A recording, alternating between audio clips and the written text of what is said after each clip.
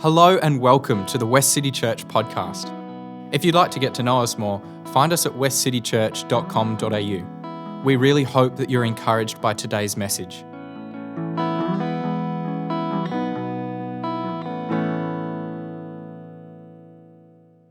Here I come. The sermon.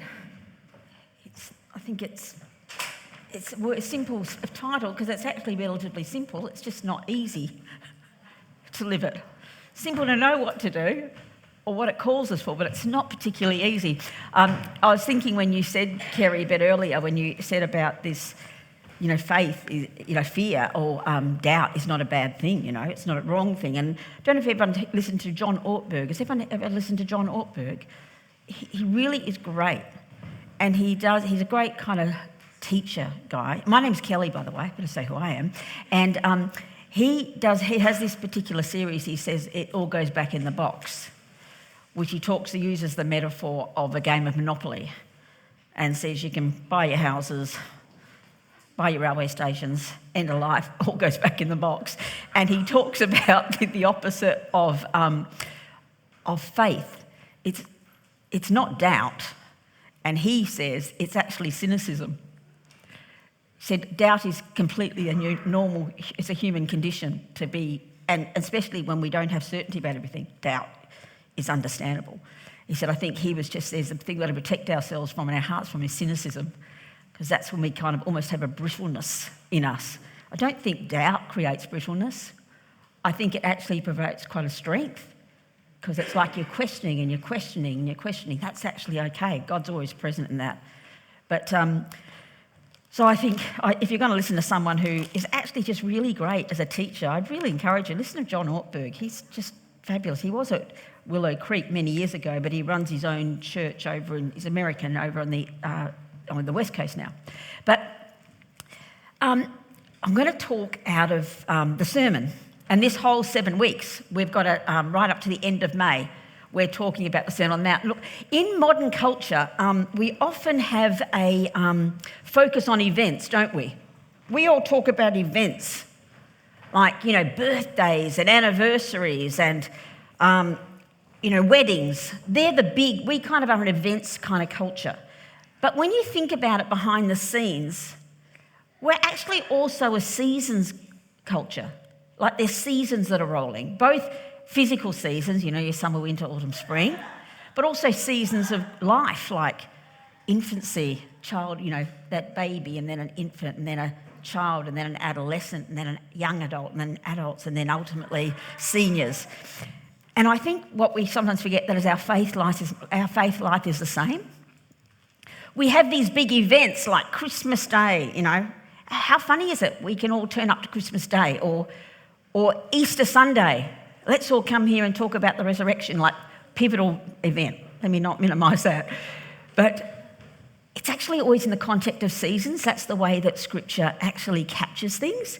And we're in this period called Eastertide, which runs between Good Sunday. Good Sunday? It's good as well, isn't it? Good Easter Sunday. And the Pentecost, and at that role of that 7 weeks is Feast of Pentecost, the end of May. This is called Eastertide. And so every time of this year, we kind of tend to often want to do our themes around this time, like the seasons rather than months of the year or something like that. We just go, what's the season that faith is in? And we go coming out of Easter, isn't it so apt to say this risen Christ, the centre of our whole faith, right? Without that, what is faith in God? Because the idea he raised his own son from the dead, there's the Spirit of God who not just hovers over the earth, which now lives in us. What does he say about how he'd want us to live? Not what do I think is a great idea, not even what did the prophet say, the Old Testament. What did Jesus say? So we take the first sermon that Christ spoke. Up till that time, it's more stories about Jesus and what he'd done, more about him emerging as a leader and a religious leader. But then the very first account of him giving a sermon is the Sermon on the Mount. And that comes in, we mainly read that in Matthew. It's a long version, Matthew 5-7. So I don't know who's read that a few times. I reckon you've got to read it 100 times and all different versions to really zoom in on the Sermon on the Mount, because it's so extraordinary. And if you think about, what do we all get hung up on? We get hung up on stuff, and I always go, if it's not in the Sermon on the Mount, probably not that central to me. Maybe a good thing to think about. I just reckon when Jesus spoke, he only had 3 years of this, right, ministry. I reckon that 3 years, he was about telling us about the stuff that truly mattered. And the Sermon on the Mount is this first account. And I was thinking about it here. It's this compact, comprehensive message. And he repeats that message a lot of times across his life, but in that one little chunk, he captures it. And it's not only the words he spoke, it was the way he delivered them that was so confronting to the religious leaders. Just read this. As he taught the multitudes, that's a bit small, isn't it? Don't worry about it. Is anyone here needing glasses, or is it we're all good? Okay, it's very small on my page too, so we might all struggle. As he taught the multitudes in their synagogues, upon the highways, along the seashore, and on the hillsides of Galilee, he put his religious truths and ethical principles into concrete, popular sayings, contrasting his ideal of life in many simple ways with the conventional notions and practices, and illustrating his teaching from the ordinary avocations, experiences, and environment of his hearers, entirely free from the scholasticism and intellectualism. He did not teach these subjects in the manner of the ancient or modern schools. He put his ideas in such a way as to make his knowledge universal.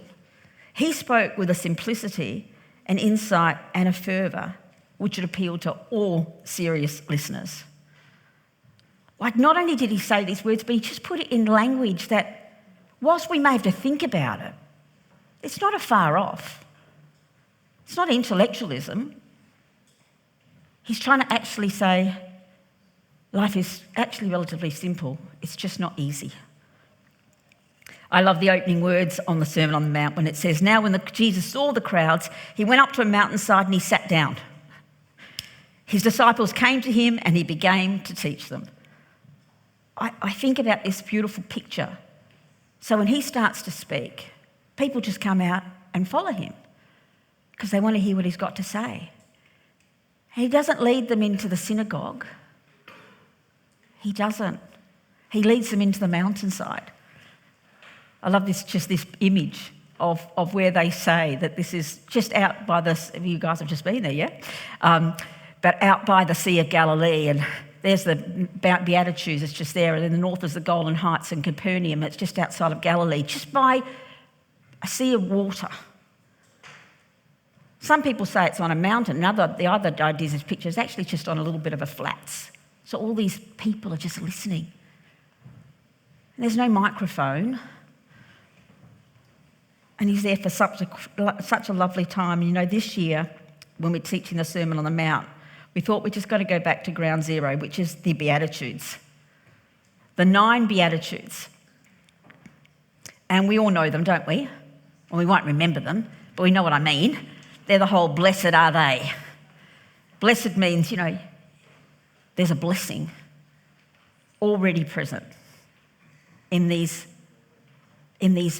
situations that we encounter. And it's a really central thought to, for every community. It's a central thought to our humanness, I think, guys, to actually understand these Beatitudes.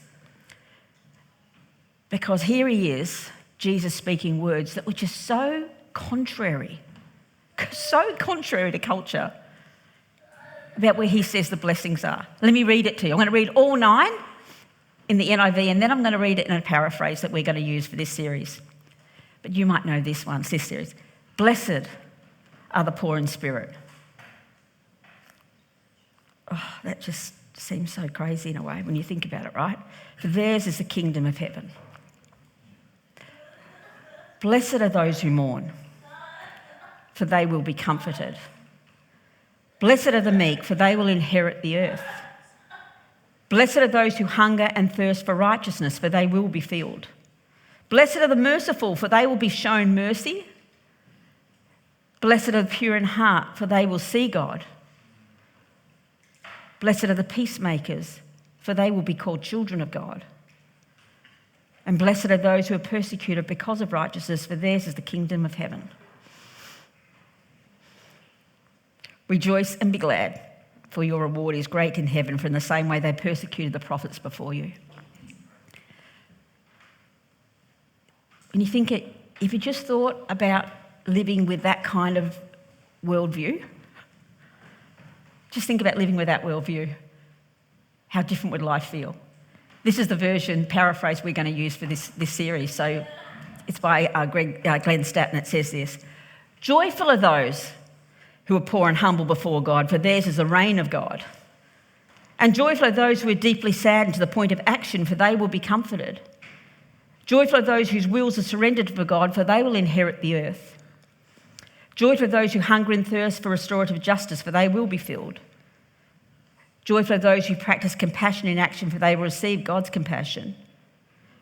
Joyful are those who seek God's will in all that they are and do, for they will see God. And joyful are the peacemakers, for they will be called the children of God. And joyful are those who suffer because of restorative justice, for theirs is the reign of God. Joyful are you when they criticise, persecute and slander you because of me. Rejoice, be glad. Oh my gosh. For your reward is great in God, for in the same way they persecuted the prophets before you. I reckon if we read that every day and just read one of those scriptures and pondered on it, we would probably see ourselves seeing life in a really different filter. You know, before we even start thinking about the beginning of the specific meaning of each of those little beatitudes, we're confronted with this idea that it's blessed or joyful when you're in really circumstances that they don't in conditions that don't appear to be a blessing. Like on the face value, you wouldn't say, gosh, if you're poor in spirit, you're blessed. If you're suffering, if you're persecuted, if you're an outsider, there's already a blessing there from God. And I kind of ponder that and think, what the heck does that mean? Because it's certainly not a position that I would generally feel joyful about. But I think one of the things I go is, you know why you're blessed? Because that's where He is. That's where He is. With when we're in a struggle, when things are tough, Jesus is not far away. The promise of heaven is you're blessed because He is present. You're blessed because these are the values of the kingdom of heaven, because He has this completely different value set from what people see, from what culture sees. What He says, I see things so very differently. If you can understand that when you feel poor and humble, I have no less value on you. That's who I value. These are not burdensome, like ethical demands of way you've got to be. These are actually just statements of the promises of God for you. Like you can be joyful when life is tough because, number one, He hasn't abandoned you. Number two, He values you. Number three, He is forever present. I love that sense that these are reassurances of grace, whispers of His grace to me. So today we're going to talk about just the first beatitude. And it says, let's back it up. You may know it. Let's put the first one up there. Yeah. Joyful are those who are poor and humble before God, for theirs is the reign of God. So I don't know if you feel poor and humble today. I actually trust you do. Maybe we'll think about that as we go on. In the other version, it says, blessed are those who are poor in spirit, for theirs is the kingdom of heaven. And you know, in modern culture, just like 2,000 years ago, there's often this feeling like if things are not going great for you, somehow God is not blessing you. God is absent from you. You've done something wrong. That still persists in culture. I go a lot to India as part of my work. So I work in international development and I travel a lot. In fact, I'm off tomorrow to Nepal. So I'll go for 2 weeks in Nepal, come back for 1 week, and then I'm off to Cambodia. Like, I have a pretty great life, I reckon.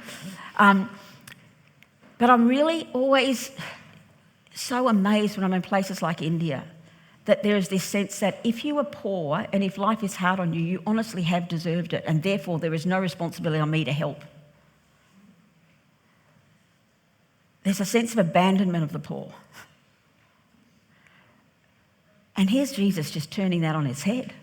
He says, guess what? The poor, in spirit. It's not just talking about physical poverty. When life is hard, yours is the kingdom of heaven. He hasn't gone anywhere.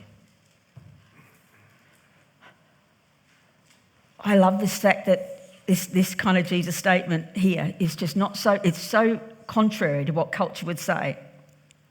But not only do I think it talks about, the sense is that material possessions often is reflective of your worth. Would you not say that? In our culture, there's a sense that what you have is reflective of your worth.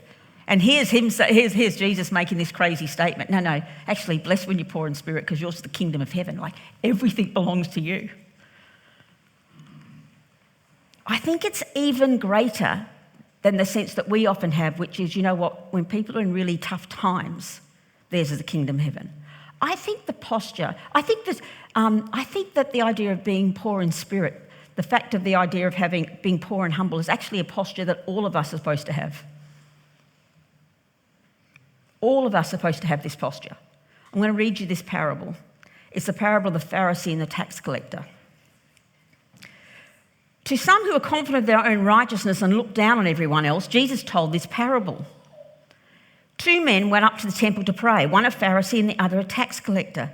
And the Pharisee stood by himself and he prayed, God, I thank you that I am not like other people, robbers, evildoers, adulterers, slanderers, overconfident, full of themselves people, or even like this tax collector.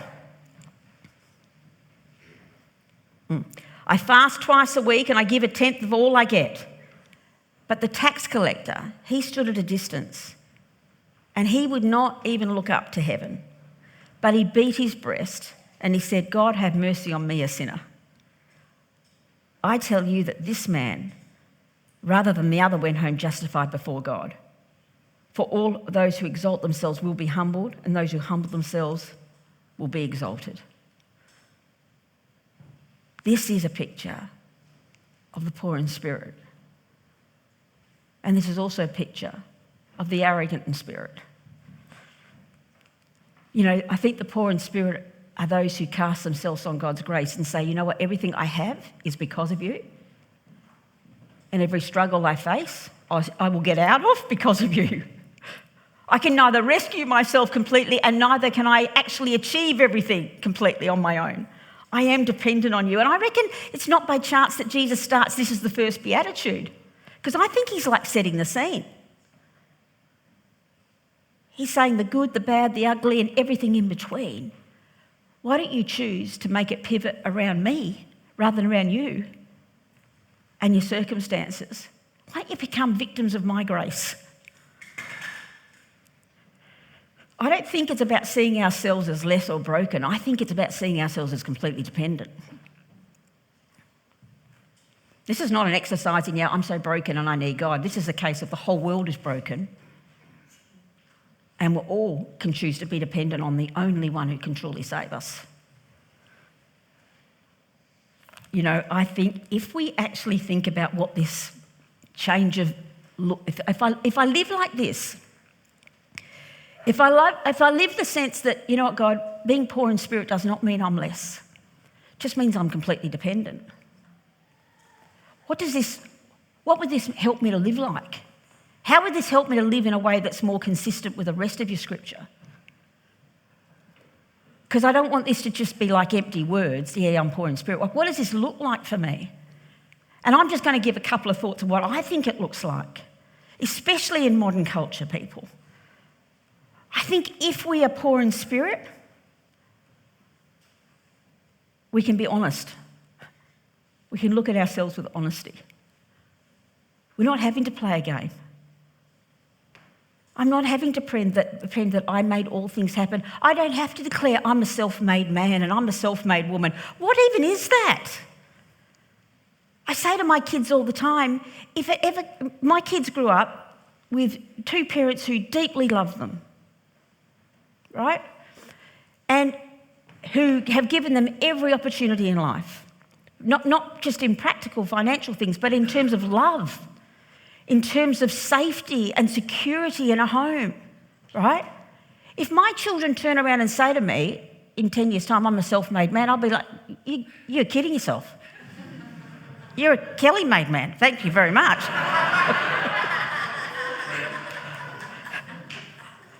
Do you know what I mean? Like, it's the arrogance to think that we make everything happen ourselves.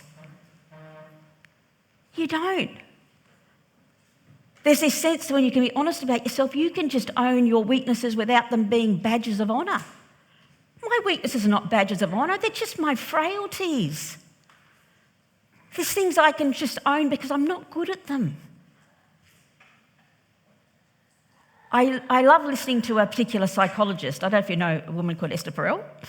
Does anyone listen to her? Oh, she is the bomb, that woman. Anyway, she's totally fantastic. But I was listening to her interview this businessman, and he was reflecting on this failed business he had done. It had been wildly successful, and then it had failed. So she's having this little chat to him about it, and she mainly asks questions rather than concludes everything. That's what makes her quite brilliant. But as she's asking this question, she says, and how are you dealing with it? She goes, I've learnt to deal with that failure of this business collapsing. She said, how have you done that? He said, because I realise it's not all my fault. Like, it was, I built this fantastic business and I worked really hard and, I made all this happen. But when it fell apart, the climate had changed. The particular product we were after, that had become of less demand. Other people were able to meet that demand at a much cheaper level than me, and the scaling. And he tells all these reasons which were good, right? So he'd settled the fact of sometimes you do your best, you have a high, and then things fall apart. Doesn't make you less. But Esther Perel said this to him, something like this. She says, so if you can, and she says, and what about your success at that business? He looked a bit, you could hear him like pausing on the other end because I'm listening to it. You could hear this guy thinking, we're not talking about that bit, are we? We're just talking about how I've embraced my failure. She says, so if you can see and accept that the failure was about the situation and factors outside of your control, you know where I'm going, don't you? Can you also see that the success was about the situation and factors outside of your control? You seem to want to own the success but not the failure. We're all a bit like that. We want to be honest about our failures, but maybe also be honest about our successes. Sometimes your success has very little to do with you.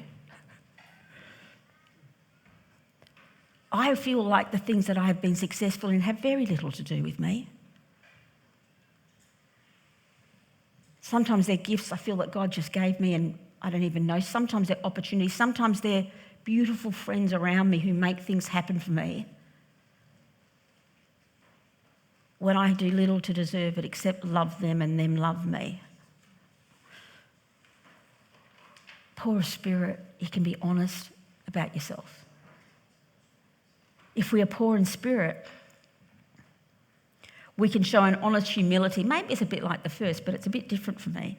If we're poor in spirit, we can show an honest humility whereby we don't inflate our resume or boast about our position. Oh, golly, this one drives me crazy. When people want a title to have a validity. Number of people are getting caught out now about when grandiosity, when people exclaim all these things. But now the internet catches us all out, doesn't it? Well, not all of us, because we're not that famous, but you know what I mean. If you were famous, people go looking for you. But I recently, with my job, they recently changed my title with my, So I just think it's hilarious. I do exactly the same job. And I've gone from being, new partners and coordinator or something, you know what I mean, like whatever. Now I'm Strategic Partnerships Director for Global Development Group. May I just tell you, I really must be someone. And I was like, I said to them, call me whatever you like. I couldn't care less. It's my boss. You work it out. And so they came up with this title, which I think was hilarious. So anyway, I went on a flight, actually, with my brother and my sister-in-law. And we were flying by Jetstar or something from Perth to Bali. And on the way, they had a medical emergency. And my younger brother's a doctor. And they called out, do we have anyone who can help with this emergency? We've got a crisis happening. And I was sitting a bit away from him. And anyway, he doesn't respond because he's hoping someone else will respond. I'm looking at him like, please. Anyway, they said, excuse me, is anyone on the plane they did a follow-up. So he kind of went, oh, okay. So off he went down to the back of the plane. So as I went up the front to my sister and I said, I really can't understand why they didn't ask for the strategic partnerships manager. Why did they need a doctor when they had me on the plane? But anyway, I think we do. We can have this such elevated sense of our input because what someone else says about me. I mean, there was a Labor politician, I think it was Labor, maybe Liberal, who knows, only in the last 3 years, actually maybe it was Liberal, but he was, he's gone to jail for 3 years for saying things about his resume that were not true. Who was it? What did he say? I have no idea what that was. Let's not name names. I don't know. But this particular politician who remains nameless, for 20 years lied about his history in the military and even gave evidence when he said, I'm suffering from post-traumatic disorder from the things that happened to me. And then it's later come out, none of that was true. If we're poor in spirit, you don't need to prove yourself to people. You don't need to develop a resume which emphasises things that have only got a minuscule of truth in them. I think it's actually really quite freeing, don't you? If we truly believe like this, you've got to live like this, because otherwise you try and do it and then it sabotages yourself. Because if you don't actually believe this,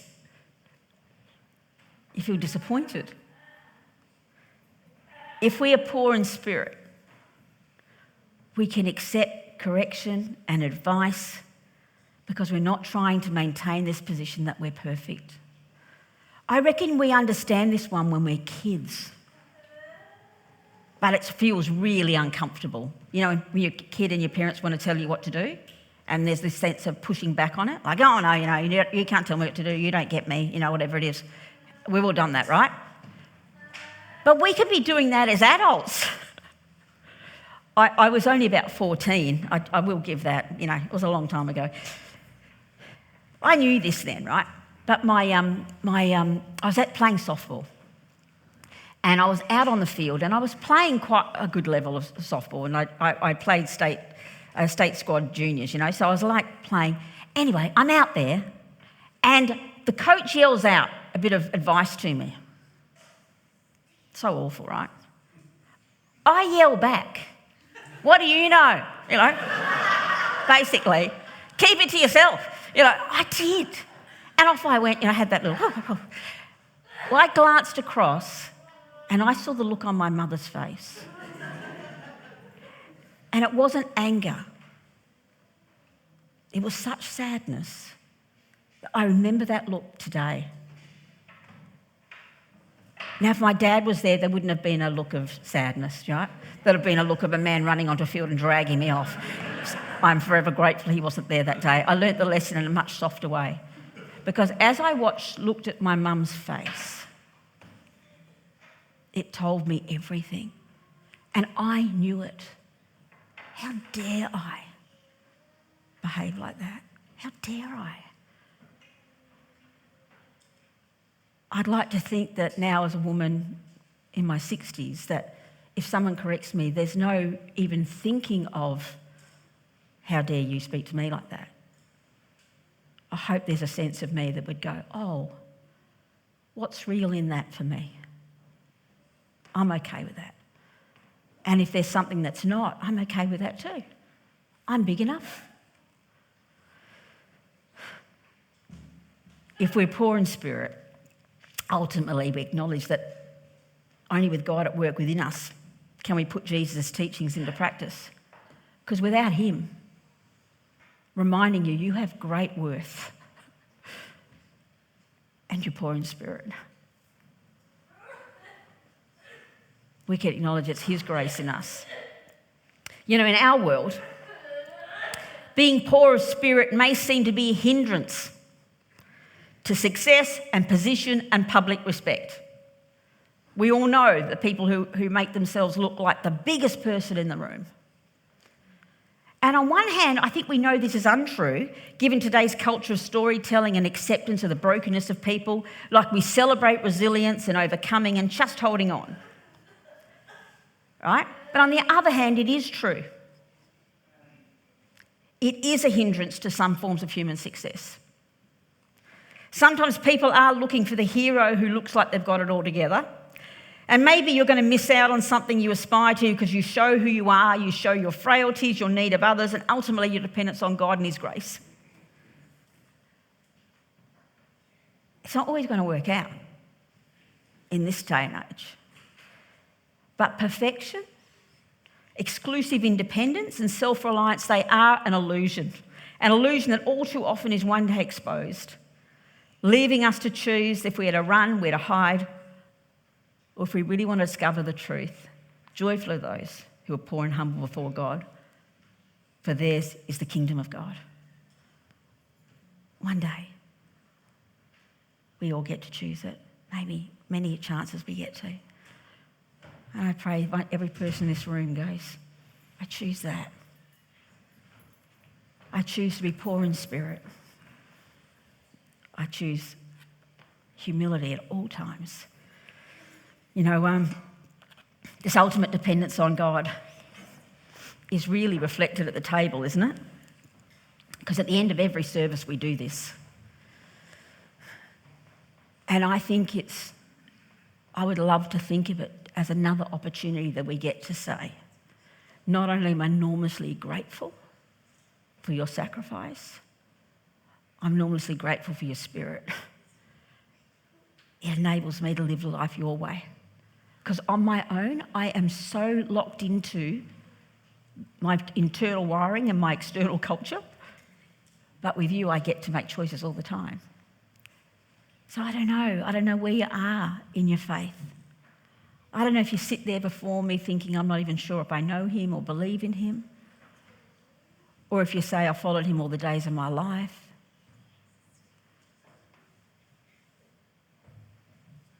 But I am here to say, I suggest he's the person you most need in the whole world. No matter when things are wonderful and when they're difficult. You tell him how hard it is, but please never pull back from him. Because remaining humble and dependent on him will spare you agonies of life. Just before I do this call, which is we read a little thing that actually invites people to the table. And you come into the centre and you'll have two lots of people serving and they'll give you a piece of bread and they'll give you a cup. Please don't steal the cups. They're not glasses to take home for yourselves. They're not giveaways. Pop them on the thing in front of you. But, you know, I just pray that as you do, and they'll say a blessing over you. May you accept it. Just before I read this, can I just pray? Because what I pray is that this is not a human experience. Even as we sit here today, this is a spiritual encounter with this wonderful God. God, I pray right now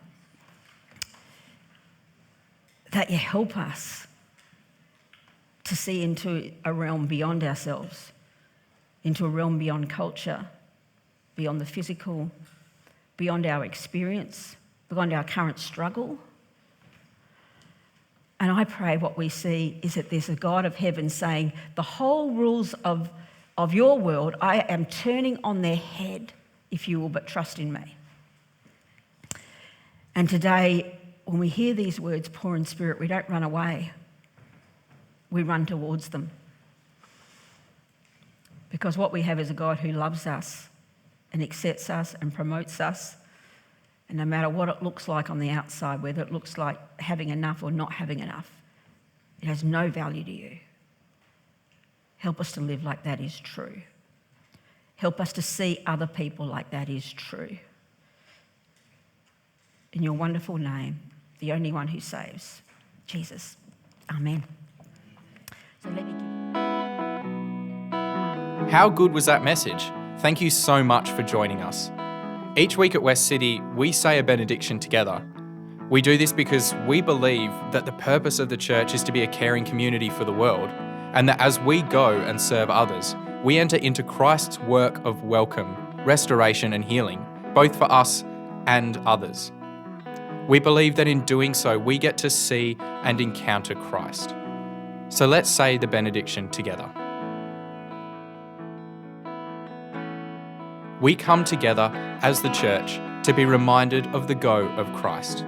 So we will go out and feed the hungry, go out and clothe the naked, go out and fight for justice, go out and end oppression, go out and proclaim anew the old story, go out and associate with those who don't look like us, think like us, act like us, and don't even like us. And we'll do it all in the name of the one who sent us. His name is Jesus.